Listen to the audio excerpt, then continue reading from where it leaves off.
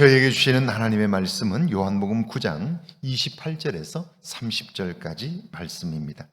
그들이 욕하여 이르되 너는 그의 제자이나 우리는 모세의 제자라. 하나님이 모세에게 말씀하신 줄을 우리가 알거니와 이 사람은 어디서 왔는지 알지 못하노라. 그 사람이 대답하여 이르되 이상하다. 이 사람이 내 눈을 뜨게 하였으되 당신들은 그가 어디서 왔는지 알지 못하는도다. 아멘. 하나님의 말씀입니다. 할렐루야. 하나님은 늘 우리에게 말씀하시고요. 그래서 우리가 알지 못하는 일들을 알게 하셔요. 오늘도 하나님의 음성을 들으며 복된 하루를 살기를 주의 이름으로 축원합니다. 믿음이 왜곡되면 어떤 일이 벌어지는가를 잘 보여주는 사건 중에 하나가 타진요, 타블로에게 진실을 요구하는 모임 활동입니다.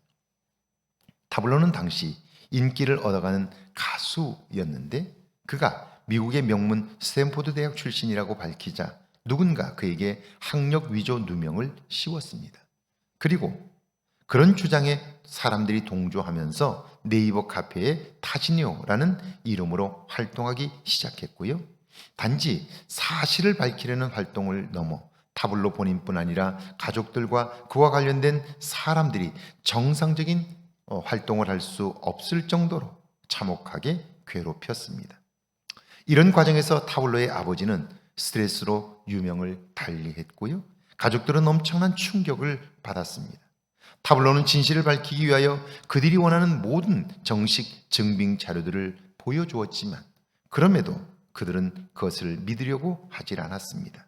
그들은 또 다른 문제를 제기했고 결국 법적 공방으로 가서 실형을 선고받았습니다. 타블로의 마지막 말이 마음에 남았습니다. 그들은 믿지 못하는 것이 아니라 믿으려고 하질 않았습니다.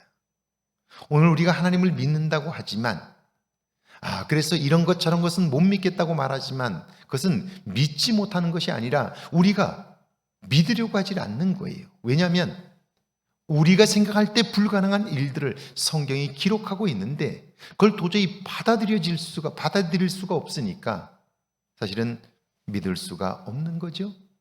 믿으려고 하질 않는 거예요. 28절입니다. 그들이 욕하여 이르되 너는 그의 제자이나 우리는 모세의 제자라. 맹인이었던 사람이 말해도 믿지 못하고 묻고 또 묻는 그들을 향해 말합니다. 당신들이 그분의 제자입니까? 그렇지 않다면 왜 그런 질문을 계속해서 하는 겁니까? 그러자 그들이 욕을 합니다. 그리고는 예수님에 대한 적개심뿐 아니라 그분으로부터 나음을 입은 맹인이었던 사람마저 그분의 제자로 몰아갑니다. 너는 그의 제자이나 우리는 모세의 제자라. 결국 그들의 관심은 자신들의 잘못된 확신을 증명하고자 함이었고요. 그것이 확인되지 않으면 강제로라도 맹인이었던 사람을 그의 제자로 몰아 자신들의 생각을 관철하려고 하는 거예요. 이것은 신앙인의 모습일 수 없고 결코 해서는 안 되는 태도입니다. 29절이죠. 하나님이 모세에게는 말씀하신 줄을 우리가 알거니와 이 사람은 어디서 왔는지 알지 못하노라. 하나님이 모세에게 말씀하셨다면 지금 그 하나님은 말씀하지 못할까요? 그들은 지금 말씀하시는 하나님의 음성을 듣고 있을까요? 이것이 정말 그들이 물어야 할 질문입니다. 그런데 그들은 모세에게 말씀하신 하나님을 믿으면서도 지금 말씀하시는 하나님에게는 관심이 없습니다. 그렇다면 그들은 하나님이 돌아가신 분으로 믿는 겁니까? 예전에는 말씀하셨지만 지금은 말할 수 없는 하나님을 믿는 겁니까? 그 하나님은 말씀하지도 못하고 활동할 수도 없습니까? 신앙의 열정이 식고 형식화되면 나타나는 폐해가 바로 이런 것입니다. 하나님을 의식하며 자신을 돌아보는 것이 아니라 하나님의 말씀으로 다른 사람을 판단하고 정죄하는 거예요. 30절이죠. 그 사람이 대답하여 이르되 이상하다. 이 사람이 내 눈을 뜨게 하였으되 당신들은 그가 어디서 왔는지 알지 못하는도다.